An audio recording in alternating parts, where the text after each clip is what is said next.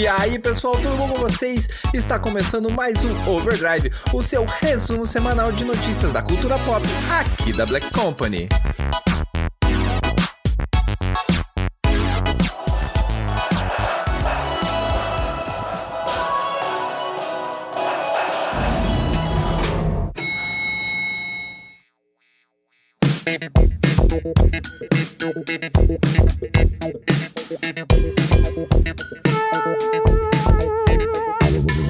Oi pessoal, e hoje nós estamos aqui com a nossa já conhecida, né, já tem a sua carteirinha de participante fiel aqui do nosso Overdrive, que é a Rafa. E aí Rafa, como é que você está? Tudo bem? Fala Xion, fala nossos queridos ouvintes, tudo tranquilo por aqui, muito legal estar aqui mais uma vez no Overdrive, meu podcast preferido, só não pode contar pro Marcelo, senão ele briga comigo. Já começou com polêmicas o programa hoje. Eu estou aqui sempre para servir polêmicas. E hoje nós temos um estreante aqui no nosso Overdrive. Ele falou aqui no off pra nós que ele está nervoso, mas com esse roteiro maravilhoso que eu estou vendo aqui na minha frente, quem tá nervoso sou eu de apresentar tudo isso, porque o cara caprichou. E aí, Fred, como é que você está? Tudo bom?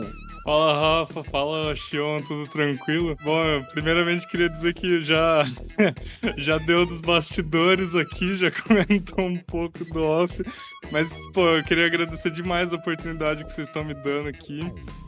Fazia muito tempo que eu tava ali na área da redação, já falando, putz, eu tenho que botar um pezinho nesse podcast, porque é um formato de mídia que eu gosto demais. E vamos que vamos, tem tudo pra ser excelente hoje. Com certeza vai ser, porque eu já vou adiantar, pessoal, o roteiro que a Rafa e o Fred montaram aqui pra esse programa de hoje está simplesmente sensacional, galera. Desse jeito mesmo, com muitas pausas mesmo, porque ele está sensacional, galera. Nós vamos começar aqui da mesma forma que nós começamos na semana passada. Vamos inverter as ordens e vamos começar com o nosso bloco, subindo o nosso elevador para o nosso andar de streamings e TV, galera.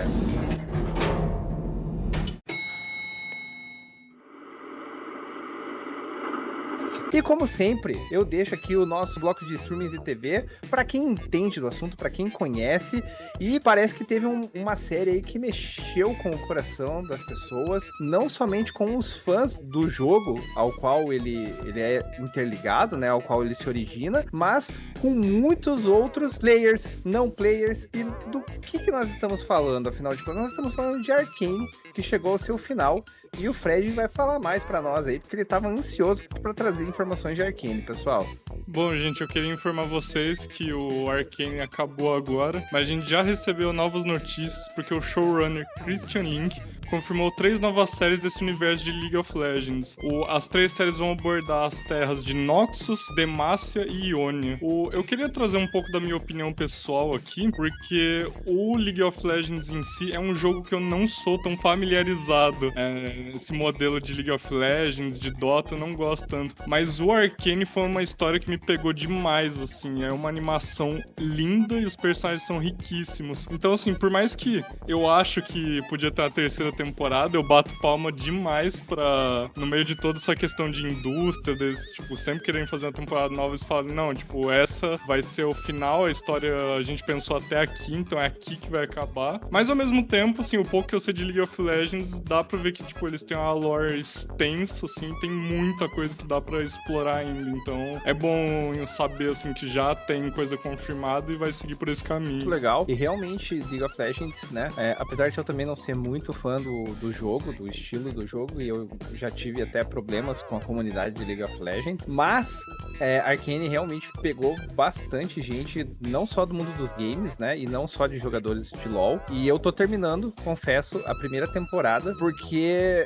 eu comecei a assistir, daí na correria do dia a dia a gente acaba, né, priorizando outras questões, mas de tanto o pessoal começou a falar da série agora, eu falei, não, eu preciso retomar, eu preciso assistir agora de forma completa. Pelo jeito, foi muito bom mesmo. Rafa, você assistiu Arcane? óbvio que eu assisti Arcane.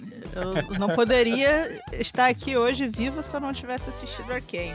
Meu Deus, pra a Rafa mim- acabou de me matar, então, porque se o critério pra estar vivo é assistir Arcane, morri. Desculpa, foi sem querer. Não, mas Arcane é muito bom, uma série visualmente muito bonita. As músicas, as cenas musicais também são incríveis. E eu gostaria que a segunda temporada tivesse sido um pouquinho mais devagar pra gente ter tempo de conhecer melhor os personagens, de ver mais a motivação deles. Ou então ter uma terceira temporada, mas mesmo assim não tira o mérito da série incrível que foi. E já que a gente tá falando de Arcane, eu quero deixar um convite aí pro pessoal. Essa semana que passou agora, a gente gravou um podcast lá no Overview sobre Arcane e LoL, tá bom? Fui eu, o Thiago P e o K. Então, quem quiser ouvir nossa opinião e a gente falando sobre os brações da Vai, por favor, vai lá na nossa aba de podcasts e escuta. 2 pontos muito importantes que a Rafa tocou aqui.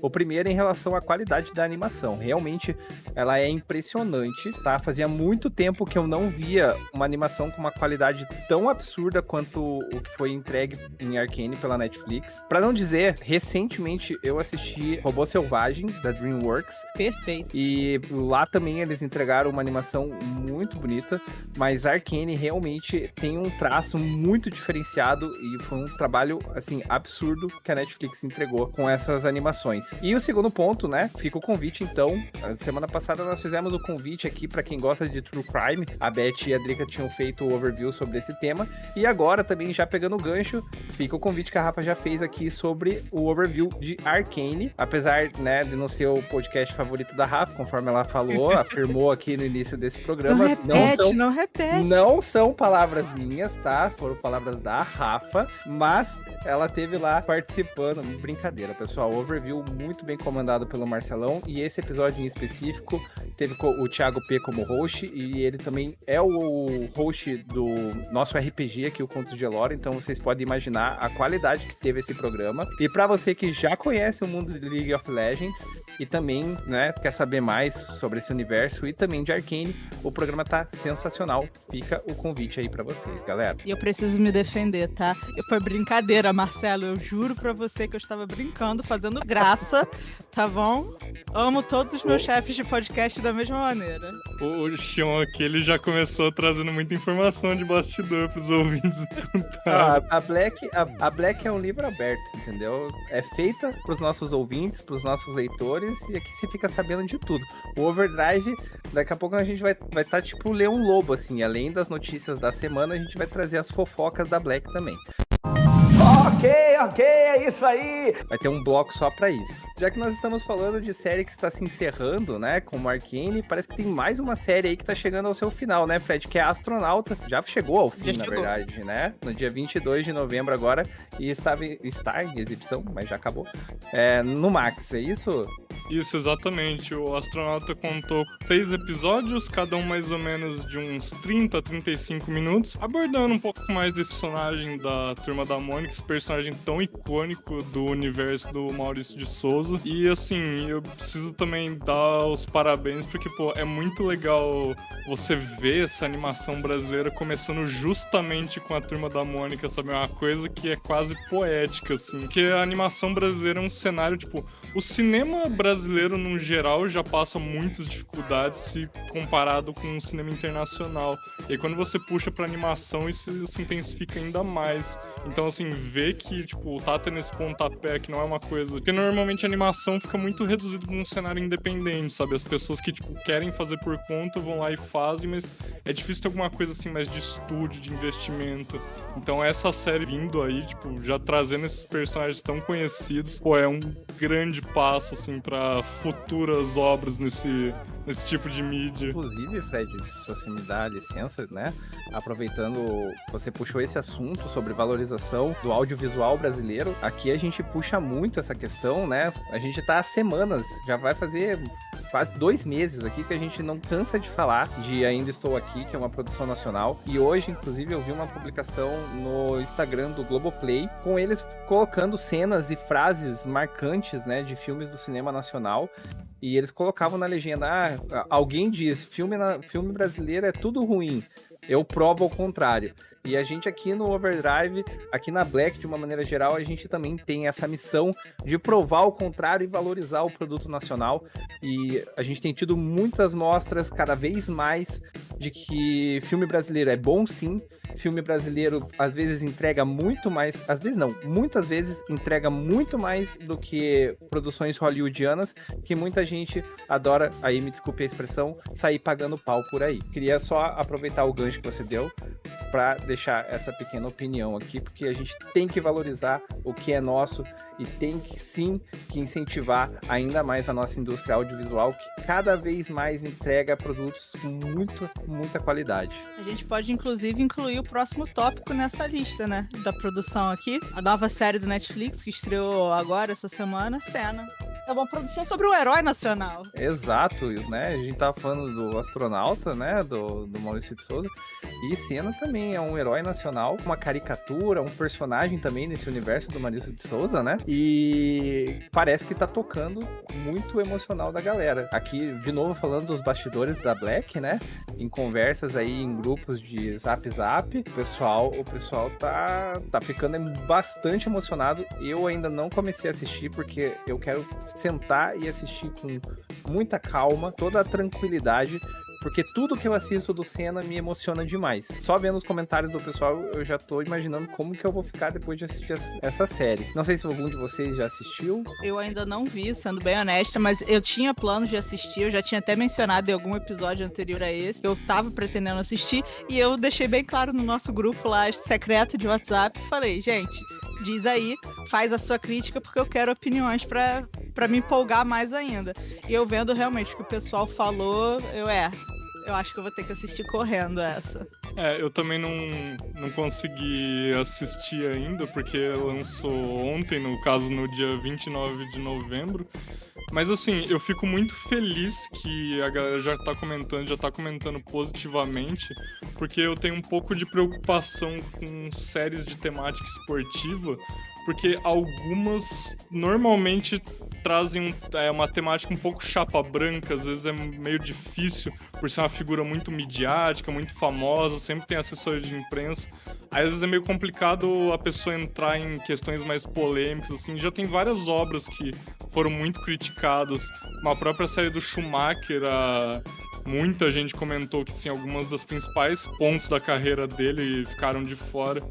Mas assim, espero que o Senna não seja o caso. E também é uma tarefa difícil, né? Porque além dessa questão esportiva no geral, você tá falando de uma figura quase mitológica do cenário brasileiro, que é o Ayrton Senna, né? Eu só preciso fazer uma defesa aqui em nome do cinema como a estudante de cinema local. Quando você faz um filme, uma série, qualquer coisa biográfica de uma pessoa, normalmente você não vai contar a vida dela toda. Então você vai escolher um recorte importante da história daquela pessoa pra contar. Então é normal que realmente algumas coisas fiquem de fora, coisas que a sociedade, que os fãs consideraram que era importante, mas que não cabia naquele recorte. Por exemplo, se você for ver o filme do Queen, no Bohemian Rhapsody, o recorte é bem específico e tem muita gente que reclama sobre mas não colocaram isso, não colocaram aquilo. Essa é uma coisa que as pessoas têm que tomar um pouquinho mais cuidado quando forem ver filmes biográficos, é prestar atenção em qual é o recorte que eles querem contar da história da vida daquela pessoa. Eu juro que eu achei que quando você ia citar um exemplo, eu achei que você ia citar o recorte que fizeram daquele filme que teve o Rodrigo Faro como intérprete. Não, por favor, não. Mas funciona, tá? Se você quiser usar esse como exemplo, funciona também. Eu não faria uma coisa dessa, por favor, eu estou falando de cinema. Bom, pessoal, então, uma série aí sobre o nosso herói nacional, Ayrton Senna da Silva, ou mais conhecido como Ayrton Senna do Brasil, produção da Netflix, que vai contar um pouquinho aí de como foi a trajetória desse piloto que até hoje é lembrado, que até hoje é tido até por pilotos mais novos como um exemplo de pilotagem, de audácia, coragem, né? Porque a forma como o Senna pilotava, ele não tinha medo de encarar ninguém, ele não tinha medo de pôr o carro de lado, e muitas vezes isso acabou gerando até mesmo polêmica. Fica o convite para quem acompanhou a carreira e para quem não conhece, mas ouve ouve muito falar, quer conhecer um pouco mais, parece que a Netflix conseguiu entregar um material de qualidade e já está disponível, então, desde o dia 29 de novembro aí, a série Senna. E já que nós estamos falando de heróis, pegar essa toada aí, parece que tem mais uma série aí que terá os seus últimos 2 episódios também, né, sobre um super-herói. E esse conhecido mundialmente, nós já falamos de quadrinhos, heróis, então nós unimos quadrinhos e heróis para falar sobre essa série aqui agora, né, Fred, que é Superman e Lois. É exatamente, Sean, que Superman Lois vai ter seus últimos episódios no dia 2 de dezembro. E eu acho muito interessante Superman Lois, tanto por estar marcando o fim desse universo que a CW criou. É loucura pensar que até ontem a gente tava vendo o Arrow e o Flash, tipo, surgindo aí, tipo, fazendo longas temporadas e agora isso vai acabar. Quanto uma coisa que é até inusitada, que é pegar o Super-Homem e fazer exatamente como o Super-Homem deve ser. Porque a galera elogia muito da qualidade da série justamente por pegar a síntese do que é o personagem. Hoje em dia foi tanto trabalhada questões tipo de variação do Super-Homem. O que aconteceria se o Super-Homem fosse do mal, que inverteu um pouco o quadro. Hoje em dia o cenário mais normal é você ver tipo o Super-Homem e variações nesse sentido tipo do mal, assim, dele perdendo a cabeça, do que o próprio Super-Homem, como é a origem dele. Assim, a série fazendo o que o Super-Homem se propõe acaba sendo uma coisa revolucionária. Bom, e parece que a gente teve inclusive uma matéria, você falou, né, sobre esse multiverso que foi criado com essa série. Parece que teve alguém que escreveu uma matéria sobre isso no portal da Black, não sei quem, não sei se ela pode falar um pouco mais sobre isso. Quem será que foi? Não sei também, deixa eu pesquisar aqui. Fui eu! Sim, eu escrevi uma matéria sobre o final do Arrowverse, porque apesar de eu não assistir Superman e Lois, tenho que assumir isso, eu assisti o início, mas eu larguei a série. Eu fiquei um pouco emotiva de saber do final do Arrowverse, porque eu comecei a assistir lá em 2012, quando o Arrow lançou. Então, quando eu vi que tava acabando essa série agora, né, na segunda-feira, no dia que esse episódio foi ao ar, eu fiquei bem triste e pensativa com a situação. Então eu falei, acho que eu vou escrever sobre isso. Fiz lá uns comentários sobre a origem do universo, do Arrowverse, né, as séries principais e tal, e comentei um pouquinho aí sobre as coisas interessantes que eles fizeram, tipo os 1 milhão de crossovers. Foi em crossovers nisso, até o Tom Welling eles conseguiram trazer de volta, né? Cara, pra eu fazer a lista dos crossovers eu demorei mais tempo do que pra escrever a matéria toda, tá? A pesquisa, pra vocês virem, pessoal, então valorizem todo o trabalho que o pessoal da redação da Black faz, o Fred e a Rafa estão aqui agora de prova, tá? Porque às vezes eles levam mais tempo fazendo a pesquisa pra trazer informação pra vocês do que realmente colocando a notícia no papel em si, ou na tela, né, do Word. Então valorizem, vão lá e prestigiem o trabalho deles, pessoal. Prosseguindo aqui, vamos falar de novo da nossa titia Netflix, que trouxe aí o trailer de 100 anos de solidão. O que vocês podem falar mais pra nós aí sobre esse trailer, sobre o que vai ser? É um filme? É uma série? O que são 100 anos de solidão? Então, 100 anos de solidão é um livro muito famoso, Gael Garcia Marques. É um livro e a série da Netflix vai ser uma minissérie, na verdade, eu acho que são 6 episódios, se não me engano. E a família dele tá envolvida na produção e, pelo que parece, o objetivo é fazer o mais fiel possível ao livro. Eu tô bem curioso de como que vai ser a produção dessa série, porque, como a Rafa comentou anteriormente, o 100 Anos de Solidão é um livro muito icônico. Tipo, eu infelizmente ainda não tive a oportunidade de ler ele, mas assim, quando você cita Gabriel Garcia Marques, a primeira coisa que as pessoas comentam é o 100 Anos de Solidão. Então assim, a Netflix vai ter uma senhora responsabilidade de adaptar esse material, né? Esperamos aí que saia um trabalho de qualidade. Eu gostei muito como você me corrigiu de uma forma muito fofa, tá, Fred? Muito obrigada. Eu chamei ele de Gael. É porque toda vez que eu falo o nome dele, eu confundo com o Gael Garcia Bernal, o ator. Então eu sempre falo o nome deles dois errado. Mas muito obrigado, eu achei muito lindo como você me corrigiu sem falar aqui, sua burra. tá bom? Não, eu achei até que tinha cortado, assim, de repente tinha falado do Gabriel, e tipo, eu só não tinha escutado o Gas, nem foi na intenção de Bom, corrigir. vocês viram que nós hoje estamos muito amorosos, né? E falando em amor, a gente vai fazer um negócio que não tem nada a ver com amor, que é o mais nova animação aí, anunciado mais uma animação do universo de Cyberpunk 2077, aquele jogo que foi lançado, mas não foi lançado, né? Ele foi lançado 2 anos depois do lançamento, mas que vem gerando aí um universo expandido bem grande, né? Nós já tivemos uma primeira animação e parece que vamos ter uma segunda agora, é isso? Esse do Cyberpunk é outro material que é basicamente um pouco parecido com a fórmula ali que o Arcane tá seguindo, sem dar muitos spoilers, até porque as pessoas que não assistiram Cyberpunk Edge Runners ou Cyberpunk Mercenários merecem ver essa obra, mas ela em si é uma coisa que não dá pra se imaginar uma segunda temporada, assim, você vê claramente que é uma história bem fechadinha, mas é uma coisa assim que abre muito espaço, o universo ali do Cyberpunk 2077 é muito, e é bem interessante que eles vão explorar outros cenários daquele mundo. O Cyberpunk Mercenários talvez tenha sido a série que mais me deu um tapa na cara, assim, porque quando saiu o anúncio, eu tinha zero expectativa, assim, eu falo, nossa, assim, eu acho que o jogo saiu tão mal, assim, que o povo tá tentando lançar essa série pra, tipo, aproveitar, surfar um pouco mais na onda enquanto ainda tem. Nossa, assim, calou minha boca de um jeito inacreditável, assim, esse final ainda tira minhas noites de sono quando eu penso nele. E Cyberpunk, já que você comentou, né, fez um comparativo, eu acho que ele entra na mesma situação de Arcane, né? O jogo foi lançado, teve seus problemas e tudo mais, muita gente acabou abandonando, não chegou nem a concluir o game, né? Mas ele expandiu o seu universo, veio para as animações, entregou um produto de muita qualidade, porque realmente a primeira animação que eu vi do Cyberpunk é muito boa, inclusive na técnica de animação, no enredo, tudo que foi entregue, e acabou pegando um público também que de fora dos videogames, assim como Arcane. Então são 2 bons exemplos, né, de animações que estão envolvidas, estão relacionadas com o mundo dos games, mas que mostram que você pode abranger um outro público de fora. Assim como, por exemplo, uma série, né, que eu tô ansioso, eu quase não canso de falar isso também, que é The Last of Us, mas aí não é uma animação, que também pegou um público bem grande de fora do mundo dos videogames, despertou um interesse gigantesco, né, e trouxe mais um público aí pra dentro da série. Então são bons exemplos que você pode sim expandir universos de jogos, trazer adaptações desse universo, sem entregar um Super Mario aquele de 90 e bolinha, né? O Fred trouxe um bom exemplo aí, além de Arcane. Bom, pessoal, então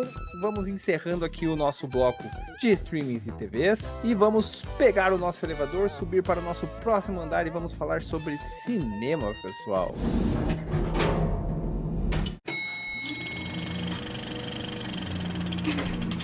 Falando sobre cinema, parece que a Guerra dos Tronos está para voltar, é isso? O que está acontecendo e quais são esses burburinhos? Parece que vai ter um filme do universo de Game of Thrones?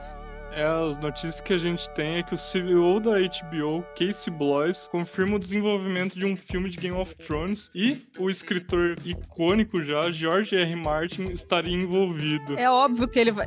Não, olha só, desculpa, mas é óbvio que ele vai estar envolvido porque ele faria qualquer coisa pra não terminar de escrever aqueles livros, tá? Isso é fato. Excelente ponto. Mas olha, eu não sei quanto a vocês, assim, eu não sou tão familiarizado com o universo de Game of Thrones, mas esse, até aproveitando a coisa do Cyberpunk que eu tava comentando de calar a boca, essa é uma que, esse filme no caso, se der certo, é um que vai calar minha boca, porque olha, eu olho assim com, não maus olhos, sabe, mas com aquela preocupação de, nossa, a 8ª temporada já não foi aquelas coisas, aí teve a série spin-off agora, que até começou bem, mas depois a segunda já falaram que caiu um pouco o nível, eu não sei, talvez Game of Thrones é uma coisa que eu olho e falo, putz, até como a Rafa comentou, será que não é uma coisa que a gente deveria só deixar pros livros mesmo? Será que já não passou esse barco? Eu acho que o perigo de Game of Thrones é porque a série, né, original foi um evento da década, todo mundo só falava disso, só assistia isso e terminou muito mal. Então,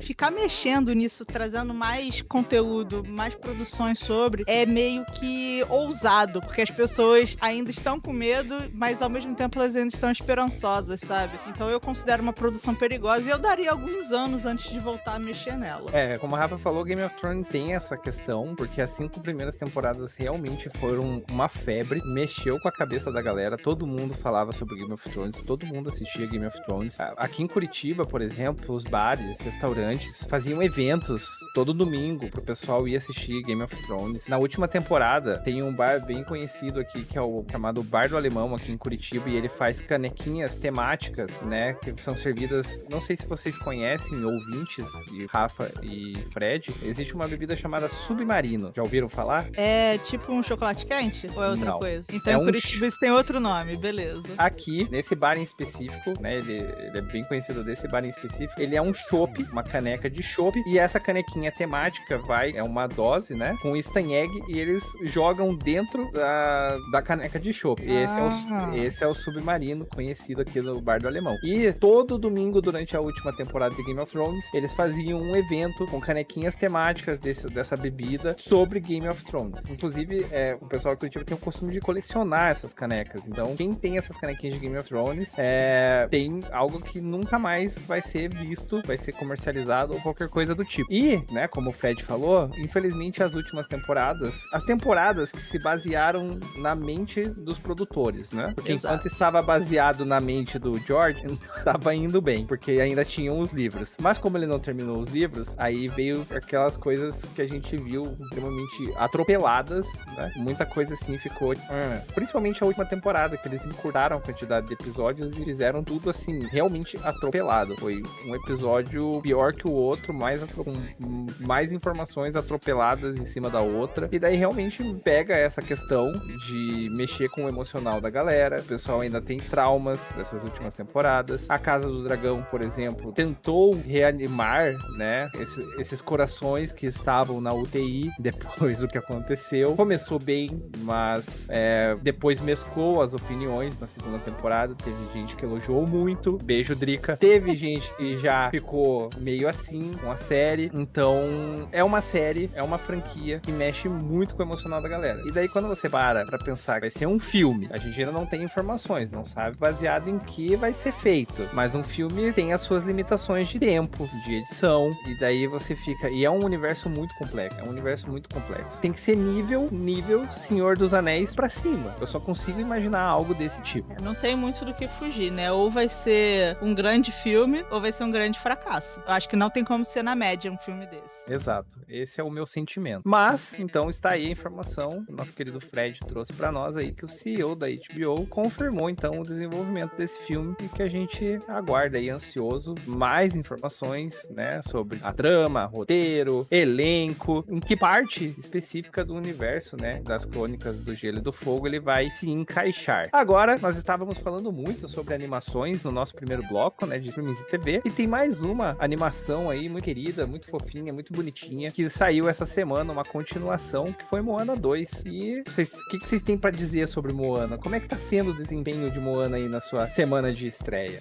Moana na semana de estreia conseguiu, pelo menos internacionalmente, né, conseguiu entrar no topo. Eu acho que, se não me engano, foi o filme mais assistido agora no final de semana nos Estados Unidos, que foi o final de semana de Dia de Ação de Graças. E isso eles sempre consideram um bom mercado, esse. Mas pela crítica, eu tô vendo que tem algumas desavenças. Tem gente que tá falando bem, tem gente que tá falando mediano. E entre público, eu vi algumas pessoas reclamando também da música do filme. A música? Porque a música do primeiro filme, pra quem não sabe, é de autoria de Lin-Manuel Miranda, que é um grande criador de musical da Broadway. Então, a música do cara era boa. Ele sabe escrever música. E aí, nesse segundo filme, ele não está envolvido com a trilha sonora do filme. Então, eu vi algumas pessoas criticando as decisões nas músicas. Entendi. Que não, que não tem aquela música, sabe, que chiclete. Marcante. Não tem uma música. Não tem uma música marcante. E isso pega bastante, porque vamos lá, é uma produção Disney Pixar, né? Não, ou é só Disney? É só Disney, só Disney.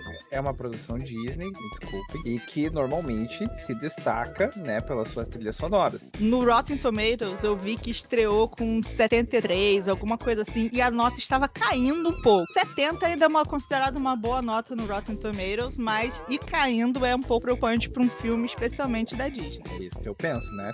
Ainda mais se a principal crítica é sobre a sonora, porque realmente os filmes da Disney, né, ainda mais as suas animações próprias, são extremamente extremamente conhecidas e normalmente são marcantes por causa das suas trilhas sonoras. Afinal de contas, se a gente começar a listar aqui, né, a gente passa o programa inteiro falando das trilhas da Disney que marcaram aí a infância, a vida de muitas pessoas. Então esse ponto é um ponto bastante preocupante em relação a Moana 2. É uma coisa que eu vou continuar acompanhando, porque eu vi algumas pessoas reclamando da música, então isso pra mim já ficou aquele alerta, sabe? Eu obviamente vou assistir o filme, eu ainda não tive tempo de ver, mas até eu assistir, conseguir sentar no cinema pra ver, vou ficar analisando o que estão falando sobre a música do filme, que esse departamento é muito importante pra mim no filme da Disney. Com certeza. E Fred, você tem alguma observação, alguma outra informação sobre o lançamento desse filme pra nos trazer? Bom, a Rafa comentou a questão do Rotten Tomatoes, eu aproveitei e dei uma pesquisada rápida aqui. No IMDb, o Moana 2 tá com 7,1 de 10, então tá mais ou menos uma nota relativamente parecida. Aí eu não vou saber informar se a nota tá caindo ou se tá aumentando, mas é até engraçado estudar não, mas assim, entender o fenômeno da Moana, porque é um filme que se você for ver, ele é bem recente, assim, o primeiro, ele é de 2016, e assim, já é uma personagem que caiu muito, assim, no agrado popular, então mesmo sendo um personagem que tem mais, digamos que, flexibilidade pra se trabalhar novas histórias, você já tem essa complicação, assim, ó, já é uma personagem que é muito querida, então todo cuidado aí numa próxima obra tem que ser feito nos mínimos detalhes. E um outro comentário também que é impressionante como Moana é um assunto que tá em alta, porque ao mesmo tempo que sai a segunda animação, tá saindo as imagens também do live action que eles vão gravar. Acho que é 2026 a data, se eu não me engano. Olha, eu preciso dizer, tá? Eu acho um absurdo essa história do live action de Moana, porque Moana é um filme que tem menos de 10 anos, eu não sei quanto tempo tem exatamente, mas é um absurdo já estarem fazendo um live action desse filme. Sou totalmente contra, e o fato deles terem adiado o live action pra lançar esse daí é uma coisa que não entra na minha mente, porque Moana 2 era pra ter sido uma série animada do Disney Plus, e aí os executivos falaram, pô, tá bom, vamos botar isso em forma de filme. Aí resolveram transformar num filme e adiaram o live action. Pra mim já ficou um pouco precária a situação e levantou aquele alertazinho vermelho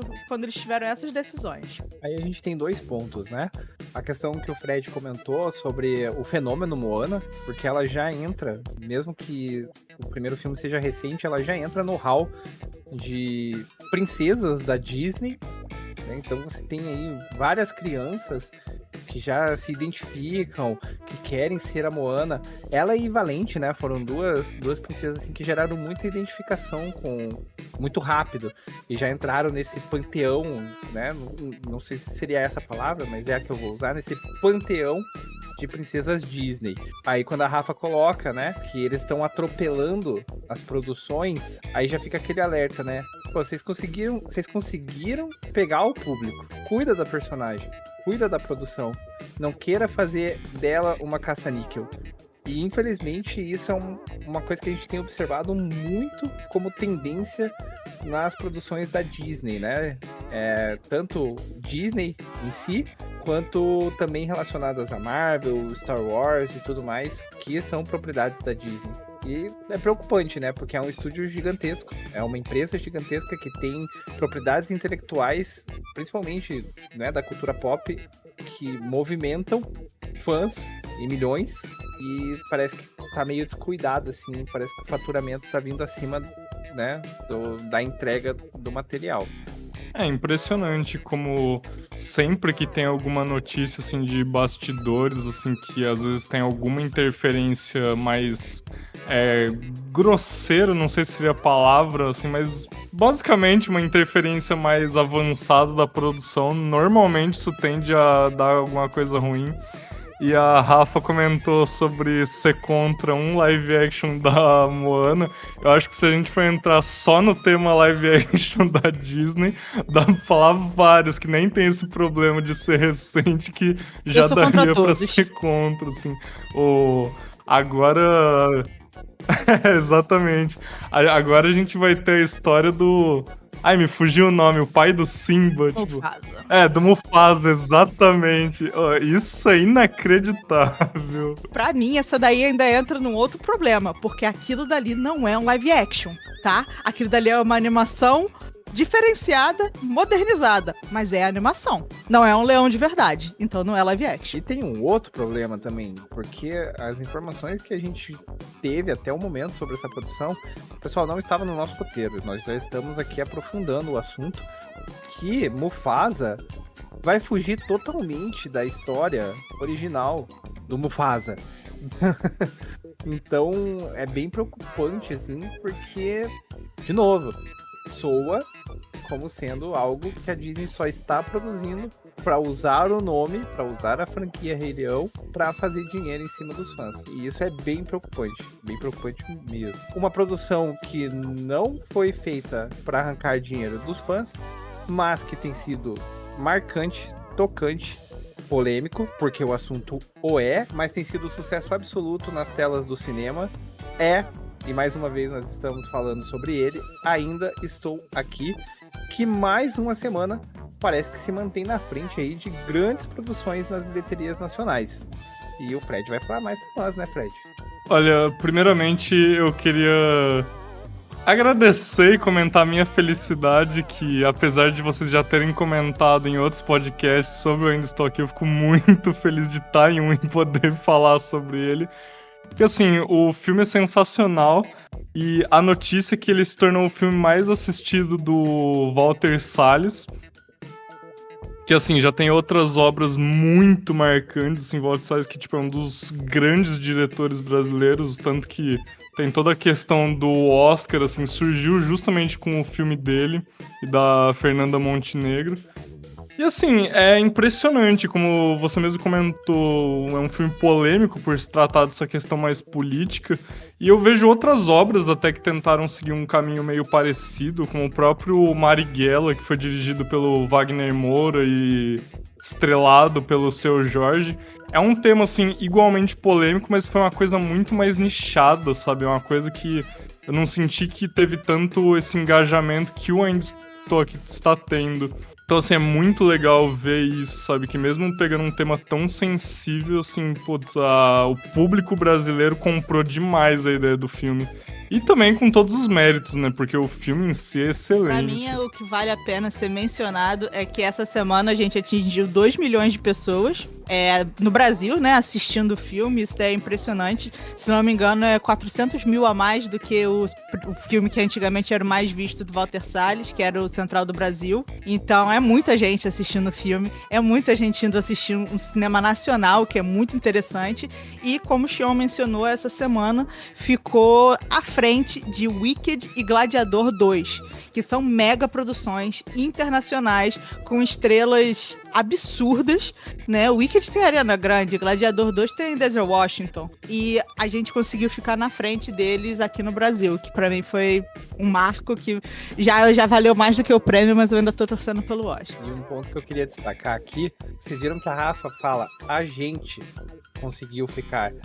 Esse ponto que o filme pega é muito importante. Essa questão de que é nosso, essa identificação, é produto nosso. De novo, a gente já comentou no início do programa e eu bato sempre nessa tecla.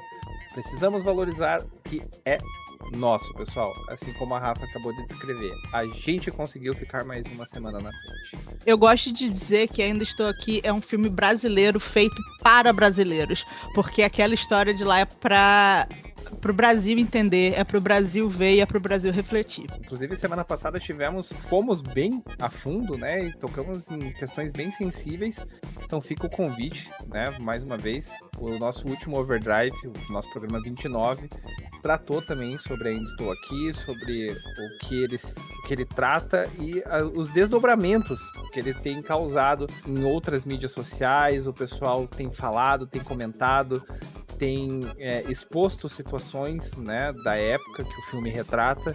Então, muito bacana isso, pessoal. Então, se você não acompanhou, fica o convite para ouvir o nosso Overdrive 29, porque a Drica deu, né, a nossa querida Drica, a professora, deu uma aula falando sobre Ainda Estou Aqui. Bom, pessoal, então, dito isso sobre Ainda Estou Aqui, vamos encerrando o nosso bloco de cinema, vamos pegar o nosso elevador e subir para o nosso bloco de games, galera.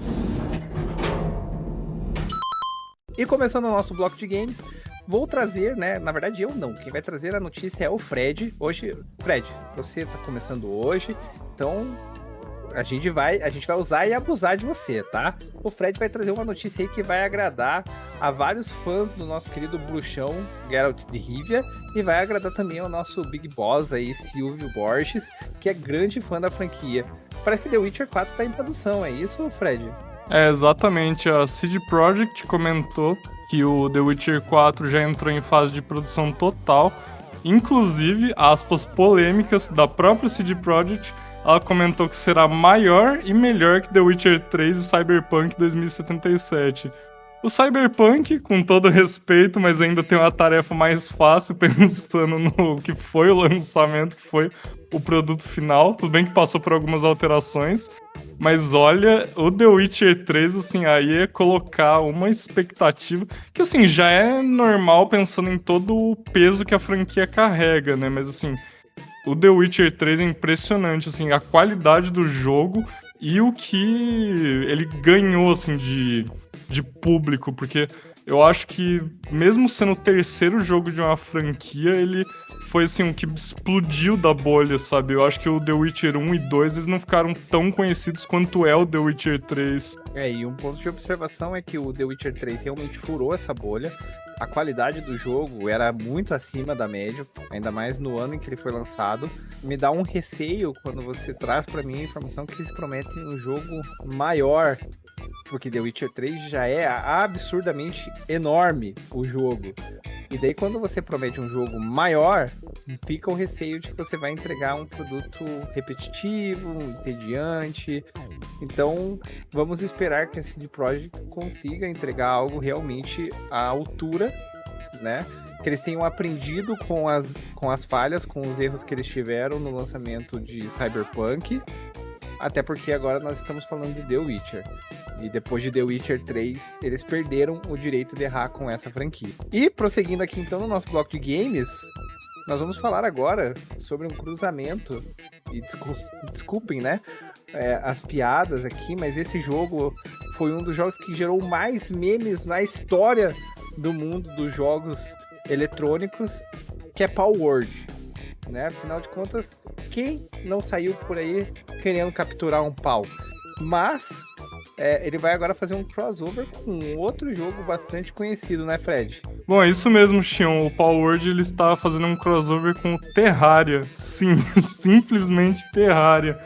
Ainda não foram informados muitos detalhes, e eu acho que até uma estratégia de marketing, porque as pessoas, assim como eu, olham, falam como que é possível fazer um crossover, uma fusão entre esses dois jogos. Então, às vezes é aquela situação que quanto menos informação, melhor, porque você joga uma informação tão absurda assim, que isso por si só já movimenta a coisa. Fala, tipo, sabe, às vezes se entrega muitas coisas, já perde um pouco da dimensão do que só esse fato por si só. Com certeza, ainda mais se tratando, né, de Palworld, que, como eu comentei, é um jogo que gerou muitos memes, né,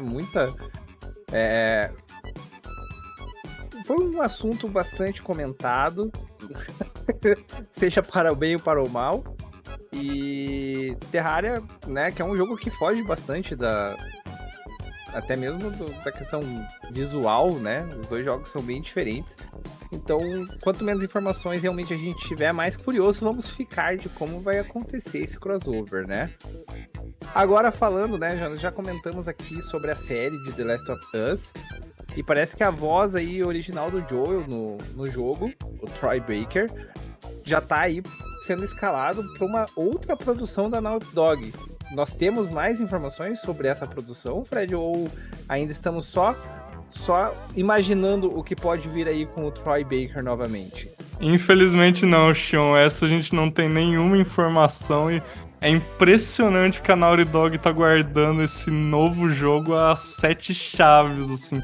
Eles já estão comentando que estão desenvolvendo uma IP nova, porque o Uncharted tá praticamente encerrado e o The Last of Us tá indo para os seus capítulos finais, então o próprio Neil Druckmann já comentou que eles esperam que no futuro eles não sejam, a Naughty Dog não seja a empresa de The Last of Us e Uncharted, que tenha outras obras, mas assim, embora Eu incluso que, embora muitas pessoas queiram saber demais sobre o que é esse jogo, ainda não é informado nada.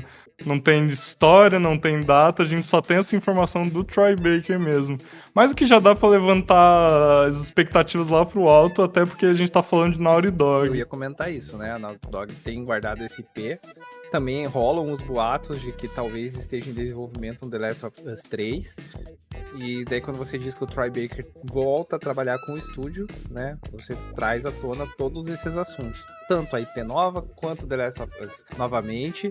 E gera muita expectativa, muito hype. Afinal de contas, as produções da Naughty Dog são fora de série, né? A gente não tem nem o que falar sobre Uncharted e principalmente sobre The Last of Us. E falando então em exclusivos da Sony, a Sony aí na sua assinatura da PS Plus esse mês trouxe aí algumas novidades e trouxe um dos últimos jogos eleitos games do ano, né?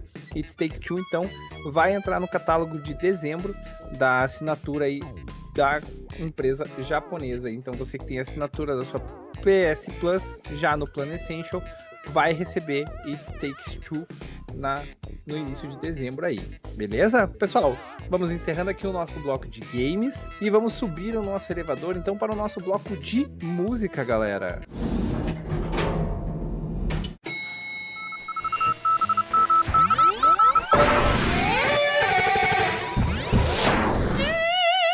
E para falar aí sobre música, nós falamos aí sobre trilha sonora, sobre como trilhas sonoras mexem com o público, né, principalmente em filmes da Disney, e falamos de Arcane. E então, que tal a gente misturar trilha sonora com Arcane nesse bloco de música? E, pessoal, é com vocês aí, vocês que estão fissurados em Arcane, o que vocês têm para contar aí para nós sobre a música, tema da série? Antes de mais nada, eu preciso dizer que quem montou esse roteiro foi o Fred, tá? Ele chegou aqui hoje e falou, deixa comigo, e assumiu a frente. Então essa notícia, apesar de ser sobre Arcane, não fui eu que escrevi, tá bom, Xion? Ha! Não, eu falei, o Fred matou no peito e já fez o gol de bicicleta já. Ele falou assim, deixa comigo, é meu episódio. Desculpem, assim, né? Não sei se todos vão entender o trocadilho, mas quem conhece de futebol, o Fred matou no peito, fez o gol de bicicleta estilo Cristiano Ronaldo, e eu, quando li o roteiro, fiquei tipo o narrador lá da emissora lá do Esporte Interativo na época, né? O Fred já chegou assim, um monstro, uma besta enjaulada. Aproveitando o termo futebolístico, eu tive que fazer honra à camisa que eu tô vestindo, né? A minha estreia no campeonato tem que mostrar ali com um golzinho. Tá certo. Fred, conta pra nós então sobre a música de Arcane aí, o que tá rolando com ela? Bom, agora eu queria até comentar que vocês me botaram um pouco na saia justa, porque apesar de eu ter selecionado essa notícia, pra dizer o nome da música é extremamente complicado, já que é uma música francesa, mas a música de Arcane, que basicamente é a que toca naquele momento sensacional do Echo com a Jinx, que no caso ali é a versão da Power, tá em top 3 no Spotify global, estando atrás apenas das duas músicas que o Bruno Mars tá envolvido, uma com a Lady Gaga e outra com a Rose. Olha, agora... eu vou dizer o primeiro erro que você cometeu nessa história toda, Fred. Você falou Bruno Mars. Não pode falar Bruno Mars com o Xion apresentando o programa. Eu já tive a experiência escutando os anteriores lá que o Xion tava até sendo censurado com a palavra Bruno Mars. Prometo que vão me controlar. Mas, assim, ó, vou ajudar você, tá, Fred? É só fazer biquinho. Eu também não sei ler francês, então é só... Ma, me, le, mu, ennemi. Je m'appelle. Je m'appelle. Me poupou! Pronto. Se tá certo, não importa. Parece chique. É isso. Então, pessoal, além de Arcane estar sendo esse sucesso absoluto, já nas telas aí dos seus streamings, a música também então tá sendo outro sucesso absoluto, ou seja, por todas as frentes, aonde você olhar dentro da cultura pop, Arcane vai estar lá, pessoal, e tá então no top 3 do Spotify global, que na verdade a gente pode considerar como o primeiro lugar, afinal de contas as outras duas músicas que estão acima, né, então é outro patamar. Pessoal, fechando então o nosso bloco de música rapidinho aqui, vamos subir o nosso elevador. E como nós falamos, o Fred chegou aí né? Vestiu a camisa 10 aqui no Overdrive, assumiu o meio de campo, orquestrou toda a partida e trouxe aí um bloco novo para nós, pessoal. Um bloco extra hoje de livros, HQs e mangás. Então, bora subir esse elevador e vamos ver o que o Fred tem para contar para nós. Fala pessoal, o seu editor aqui, o seu Inácio. Vim só para dizer que o show me pegou um pouco de surpresa com essa, mas eu vou só apertar o botão aqui e você já sai no novo andar. Então, Fred, já que você trouxe a ideia para nós, pode assumir aqui e fale para nós o que você trouxe de novidades aí sobre livros, HQs e mangás para contar pra galera. Bom, gente, a primeira coisa que eu queria informar para vocês é aproveitar e comentar do tema, um dos mais comentados do Brasil, mas não do jeito mais famoso, que é o Ainda Estou Aqui. Só que no caso a gente veio falar do livro, porque o Ainda Estou Aqui se tornou o livro mais vendido da Amazon no Brasil. Ele estava em top 1 da semana no geral. Inclusive fica a indicação, além do filme, o livro também é muito bom, porque a escrita do Marcelo Rubens Paiva é riquíssima e traz uma questão muito pessoal da obra. Claro que o filme também trabalha muito uma questão simbólica ali, uma coisa muito íntima, mas você tem no livro uma coisa que não ia ser possível de transcrever para o filme, que é a própria visão do Marcelo sobre tudo isso. Porque o foco do livro ainda é a mãe dele, ainda é Eunice Paiva, mas com ele vendo aquilo, aquela visão de uma criança que perdeu o pai em... Acho que eu não lembro a idade dele certinho, se é com 10 ou 11 anos, mas ele bem criança ainda perdeu o pai nessa tragédia, que foi o que aconteceu. E além disso, ele tem a escrita muito fluida, então além dos próprios acontecimentos que você vê no filme, ele mescla com coisas da vida dele, acontecimentos que foram rolando no meio de tudo isso. E assim, de novo, é sensacional, fica a indicação mais uma vez. Bom, então, mais uma vez, estamos citando a obra, né? Agora em outra mídia, o convite aí para você que quer conhecer e se aprofundar, assistir o filme, gostou, quer saber, entender um pouco mais a origem, né? O que deu origem ao filme, fica aqui a recomendação do Fred. Então, Ainda Estou Aqui já é o livro mais vendido na Amazon do Brasil, pessoal. E Fred, você trouxe mais informações aí também, né? Agora sobre HQs, parece que a Marvel aí tem mais coisas para trazer para nós. É, exatamente, que a Marvel divulgou o trailer de Ultimate Wolverine. O quadrinho chega nos Estados Unidos dia 15 de janeiro de 2025, com o roteiro de Chris Condon e Alessandro Cappuccio. Eu pessoalmente não conheço tanto esses nomes de nome. Eu sei que o Alessandro Cappuccio ele faz um pouco das histórias do Cavaleiro da Lua, o Moon Knight. Mas o universo Ultimate é uma coisa muito interessante, não à toa a DC tá fazendo um modelo bem parecido agora com o universo Absolute, que mantém a essência dos personagens, mas permite explorar por alguns caminhos que às vezes o universo, no caso da Marvel, meio não dá tal abertura. O do Homem-Aranha foi um exemplo de muito sucesso, que pegou a figura do Peter Parker mais velho, podendo contracenar ali com o tio Ben, que diferente das histórias clássicas, não morreu, tá vivíssimo ali. E o Wolverine é mais um que entra pra essa leva aí, podendo mostrar algumas variações ali do que os roteiristas, os escritores bem entenderem com o personagem. Bacana, então você que é fã da Marvel, acompanha os quadrinhos aí. Ultimate Wolverine vai estar chegando então aí 15 de janeiro, aí já no comecinho do ano, pessoal. Então fechamos aqui o nosso bloco extra hoje de livros, HQs e mangás. E vamos subir o nosso elevador para o nosso último andar. Quero saber, pessoal, o que vocês consumiram esta semana, seja nos filmes, livros, séries, jogos, mangás. O que vocês consumiram essa semana e tem para indicar para o pessoal aí? Eu vou começar pelo nosso camisa 10, né? O nosso iniciante, nosso novato aqui no Overdrive, o Fred. Fred, o que você consumiu essa semana aí e tem para indicar pra galera? Bom, gente, eu gostaria de pontuar primeiro 2 jogos que eu joguei. Um chamado A Plague Tale Hacking, que é a sequência direta do A Plague Tale Innocence. É impressionante porque esse jogo ele tem a história muito boa, o gráfico muito absurdo, mas ao mesmo tempo são tanto o Innocence quanto o Hacking são 2 jogos que eu não vejo serem tão comentados. Assim, ele é um jogo AAA, mas assim não tem a mesma mídia que outros jogos AAA têm. Então fica super a indicação, principalmente se você gosta ali do período de Europa, ali da fase da Peste Negra. De estudar, no caso, não do que aconteceu na temática. E outra indicação é um game nacional que foi... Não sei se eu posso dar opinião nesse nível, mas na minha opinião, menosprezado no The Game Awards, que é o Mullet Mad Jack, que é um cenário frenético de jogo onde você tem que matar robôs em menos de 10 segundos pro seu personagem ficar vivo. Tem uma variação de armas muito grande, assim, a ilustração lembra bastante o estilo de anime dos anos 90, então fica demais a indicação aí. Se você me permite te interromper, Fred, a equipe de dublagem de Mullet Mad Jack é sensacional e, como o Fred falou, ele tem essa pegada bastante nostálgica aí de animação dos anos 90. Realmente, como o Fred comentou, foi um menosprezo mesmo, tá? E é mais um produto da indústria nacional de audiovisual, né, no caso dos games, que mostra o quanto a gente está evoluindo nesse ponto também, porque a gente tem Mullet Mad Jack. Essa semana a gente teve um outro jogo nacional lançado, que é o Enigma do Medo, que está sendo muito elogiado também. Então, excelente lembrança e excelente recomendação, Fred. Não, e excelente que você pontuou isso, porque como esquecer essa parte, porque a dublagem desse jogo é um entretenimento à parte.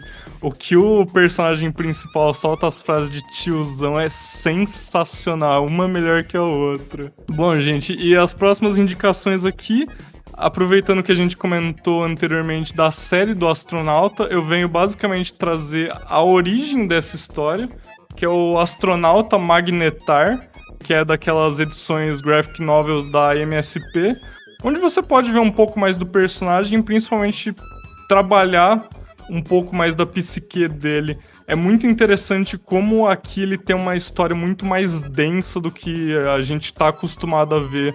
E o tanto de culpa que o astronauta carrega por fazer essas viagens no espaço e às vezes não conseguir dar a devida atenção para a família, para amigos, para a clássica Ritinha. Então, de novo, fica... Além do traço do... Me fugiu o nome do autor, mas o traço dele é muito bom. Toda aquela coisa mais psicodélica, de alucinação do espaço, um pouco uma pegada de terror cósmico, fica demais a indicação para vocês. E para fechar aqui, esse aqui já furou um pouco a bolha, então não preciso descrever tanto, mas o anime Dandadan, que é impressionante como eu também esperava pouquíssimo dele, porque se você vai ver a sinopse dele na Netflix, é uma sinopse simples de tudo. Mas, cara, é uma animação muito engraçada, assim, é muito bem animada mesmo. Aquele estilo de história que é a clássica história bagaceira, sabe? Que você olha e fala, não, eu não acredito que eu estou vendo isso. Mas, de novo, sensacional aí, é um produto recente que tá saindo episódios semanalmente. Muito bom, Fred. Excelentes indicações. Eu, inclusive, estou para iniciar...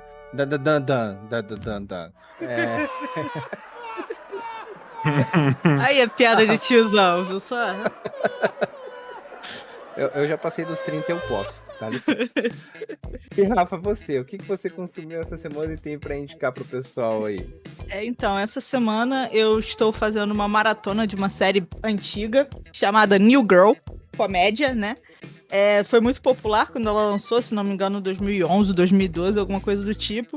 E como eu tô nostálgica com o seriado, eu resolvi assistir ela de novo. E no cinema eu fui, valorizando o nosso cinema nacional, assistir uma pré-estreia que teve aqui em Santos do filme Inexplicável, com a Letícia Spiller e o Heriberto Leão. Pra quem gosta de filme sobre fé e criança doente, que a fé salva e ajuda a família a lidar com o processo, recomendo bastante. É naquele estilo muito popular em filme norte-americano, né? Que tem sempre um problema e aí os personagens lutam um pouco com a questão religiosa e tal. E é muito presente o tema religião no filme. Mas pra quem curte esse filme é muito bom. Ele vai estrear no dia 5 de dezembro nos cinemas aqui no Brasil. Então, recomendo. Bom, pessoal, o apresentador essa semana não conseguiu consumir nada diferente, porque quem não sabe, eu trabalho com recursos humanos. Então chega essa época do ano, a gente tá ficando biruleibe, né? Já é fechamento de 13º, é fechamento de folha de pagamento, depois tem 13º, segunda segunda parcela, tem férias coletivas, então não deu muito tempo, assim, a mente era chegar em casa e dormir. Mas eu continuo acompanhando, reassistindo Modern Family, que é uma série que eu gosto bastante. Eu não sei se eu comentei na semana passada, mas eu assisti The Wicked no cinema na quinta-feira, né? Realmente me surpreendeu bastante, assim, o que foi apresentado no filme. Então ficam as duas recomendações. Se você tá procurando uma série de comédia, família, pastelão, fica Modern Family. Se você tá procurando um filme que possa vir a te surpreender e se você não tem muito preconceito com musicais, The Wicked, com a Ariana Grande e a Cynthia, sendo assim duas forças da natureza quando estão juntas na tela. Bom, pessoal, é isso. Espero que vocês tenham ficado extremamente bem informados, né, para você chegar naquela sua rodinha de amigos e poder falar tudo o que aconteceu essa semana na cultura pop. Fred, muito obrigado pela presença, espero que você tenha gostado de participar. A gente gostou muito da sua estreia aqui e espero vê-lo mais vezes, Fred. Pô, eu que agradeço aí novamente o convite. Desculpa até se eu me estendi mais do que eu deveria com o tempo, porque pô, o papo tá sensacional aqui.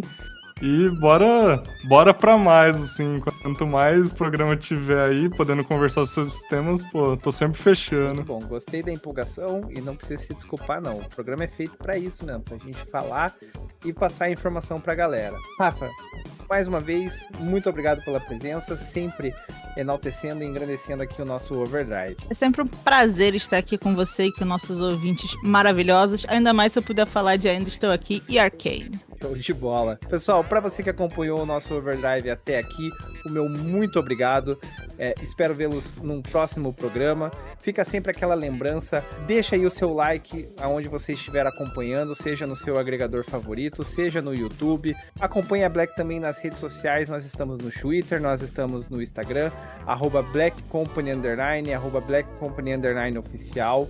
Você vai nos encontrar por lá. E como eu falei antes, dá aquela moral, dá aquela força pro pessoal da redação no blackcompany.com.br. A equipe tem trabalhado muito para trazer sempre as notícias mais atualizadas para vocês sobre o mundo pop, galera. Mais uma vez, muito obrigado. Espero que vocês tenham gostado do programa dessa semana. Até a próxima e eu fui. Tchau!